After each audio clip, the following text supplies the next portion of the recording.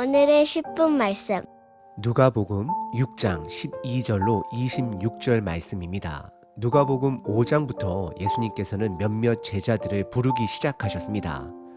그중 대표적인 인물이 바로 베드로입니다. 그래서 누가복음뿐만 아니라 사복음서는 의도적으로 베드로를 12제자의 대표적인 인물로 강조하고 있습니다. 이제 예수님께서는 본인의 정체성을 분명하게 드러내기 시작하셨습니다. 첫째, 부정을 정결케 하시는 분 되시고, 둘째, 죄를 사하는 권세를 가지신 분 되시며, 셋째, 안식일의 주인이심을 선포하셨습니다. 결국 예수님께서는 율법에 미완성된 나라가 아니라 복음의 온전한 나라를 드러내시기 시작하셨습니다.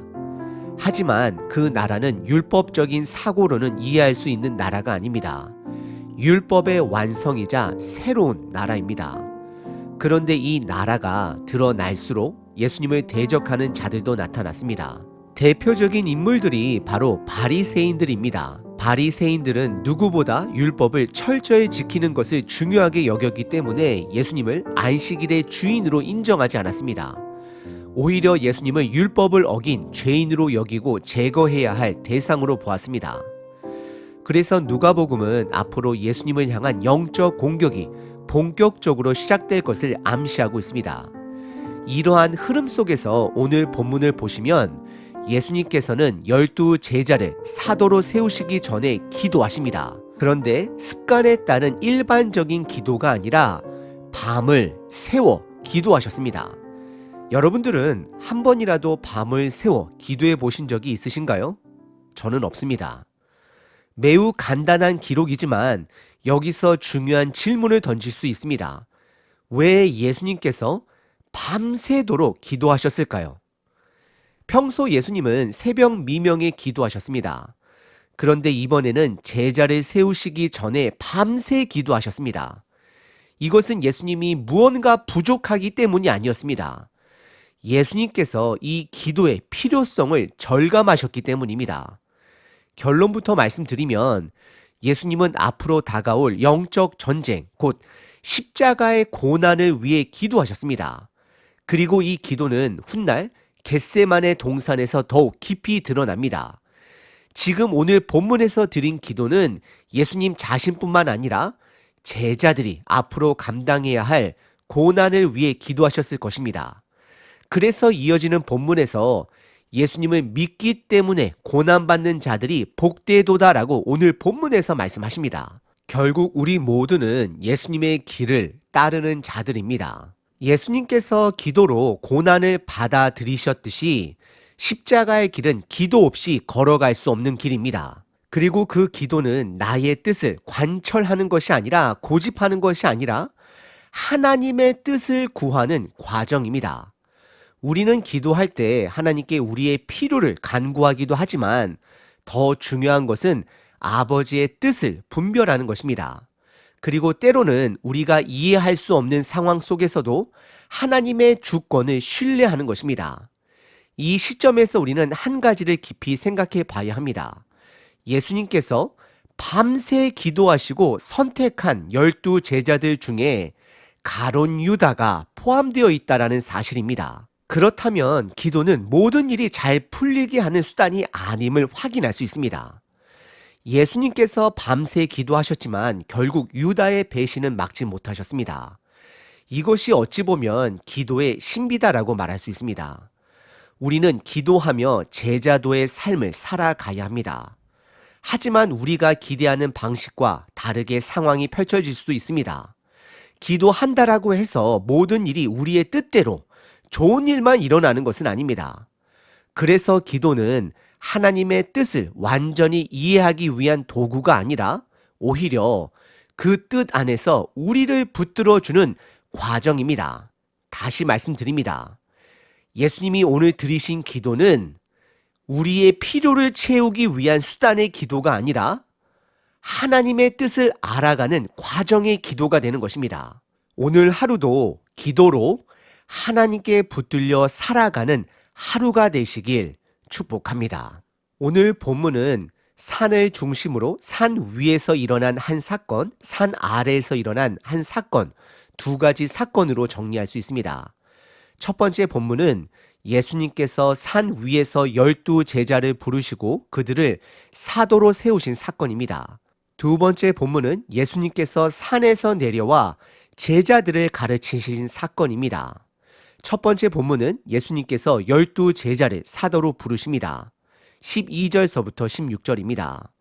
먼저 12절을 보면 이때에 라는 표현이 나옵니다. 이것은 예수님께서 12제자를 세우시기로 결정하신 시점을 의미합니다. 그리고 예수님께서는 산으로 올라가 밤이 새도록 하나님 아버지께 기도하셨습니다. 우리는 예수님께서 구체적으로 어떤 기도를 하셨는지 알 수 없습니다.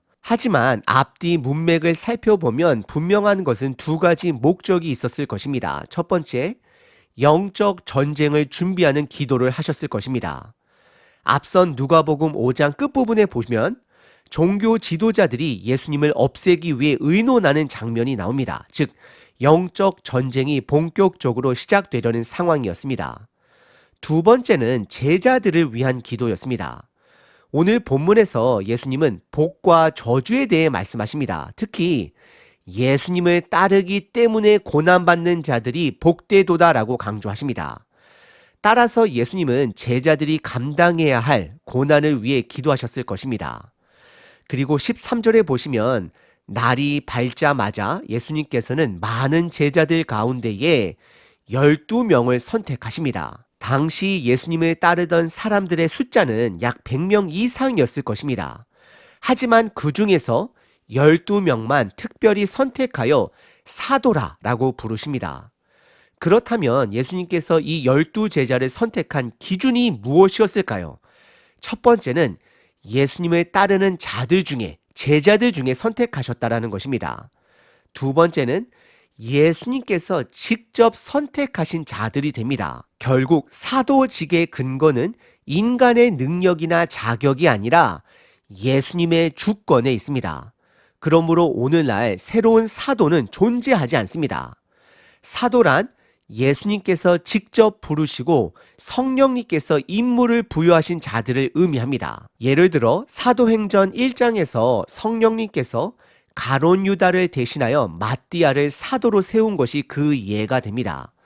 또한 예수님께서 다메섹에서 바울을 사도로 부르셨습니다. 지금까지 설명드린 것은 사도의 구체적인 정의가 되고 사도의 포괄적인 정의도 있습니다.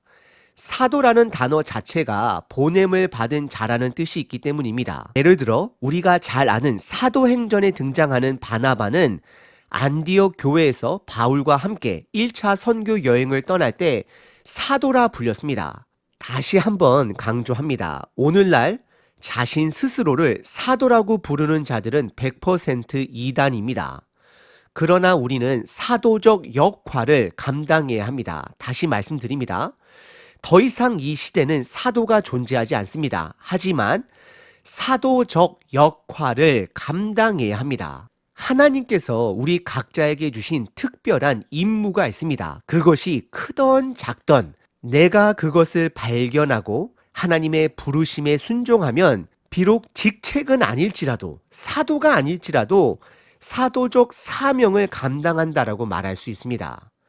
중요한 것은 직책이 아니라 사명에 대한 순종입니다.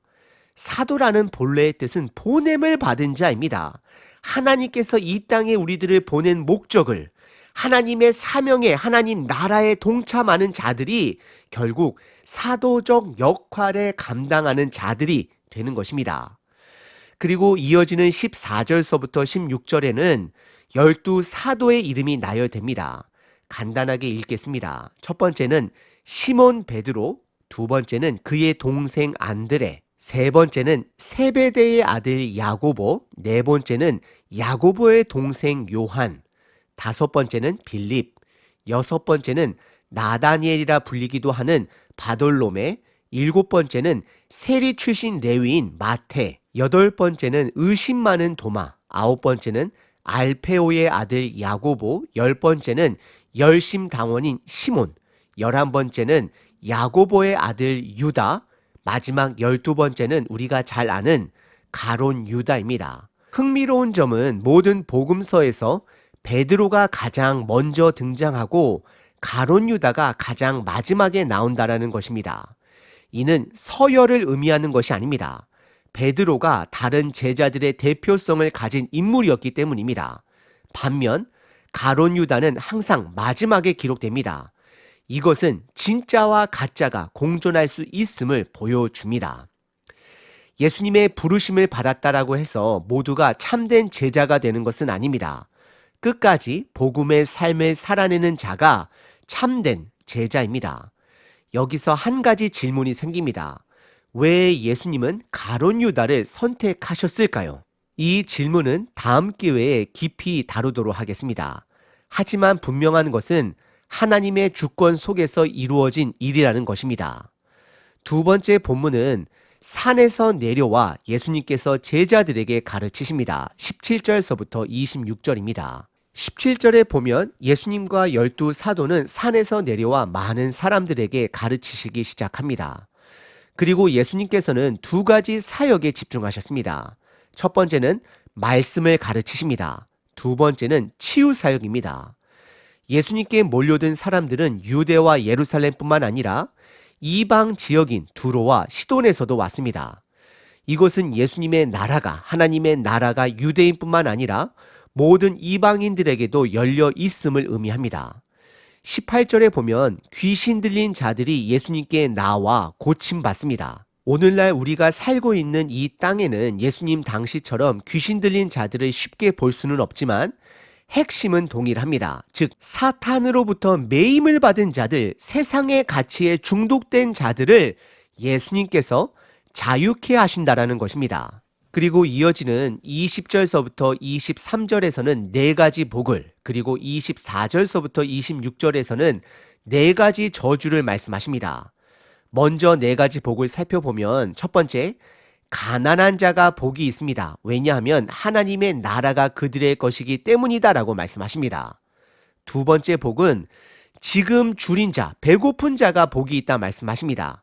왜냐하면 그들이 배부르게 될 것이다 라고 말씀하십니다.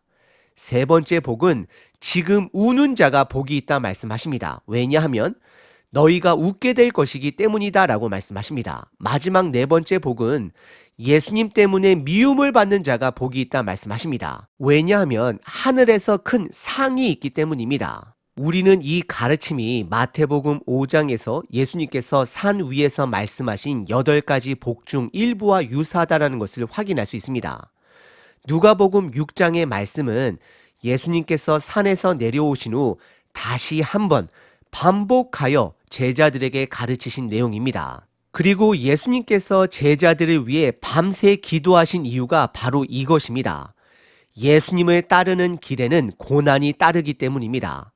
그러나 반대로 24절서부터 26절에서는 세상의 가치만을 추구하는 자들에게 경고하십니다. 네 가지 저주에 대해 말씀하십니다. 지금 이 땅에서 부유한 자는 화가 있을 것이다 말씀하시고, 두 번째는 지금 이 땅에서 배부른 자들은 화가 있을 것이고, 세 번째는 지금 웃는 자들이 화가 있을 것이고, 마지막 네 번째는 지금 이 땅에서 세상 사람들로부터 칭찬받는 자들은 화가 있을 것이다 라고 말씀하십니다. 이들은 세상의 부와 명예를 쫓으며 하나님과 상관없는 삶을 살았기 때문에 결국 심판의 날에 울게 될 것입니다. 오늘 본문은 산에서 시작해서 평지에서 마무리됩니다. 예수님께서는 산에서 밤새 기도하시고 많은 제자들 중에서 12명을 사도로 세우셨습니다. 그리고 산에서 내려오셔서 말씀과 치유로 하나님의 나라를 드러내시며 네 가지 복과 네 가지 저주에 대해 가르치셨습니다. 결국 하나님의 나라의 가치를 따라 이 땅에서 고난을 감당하는 자들은 영원한 복을 누리게 될 것이지만 세상의 가치를 따라 살아가는 자들은 비록 이 땅에서 많은 것을 누릴지라도 결국 하나님의 심판을 피할 수 없음을 예수님은 분명히 말씀하십니다. 우리 모두는 이 땅에서도 하나님 나라에서도 잘 살기를 바랍니다. 저도 당연히 그렇습니다.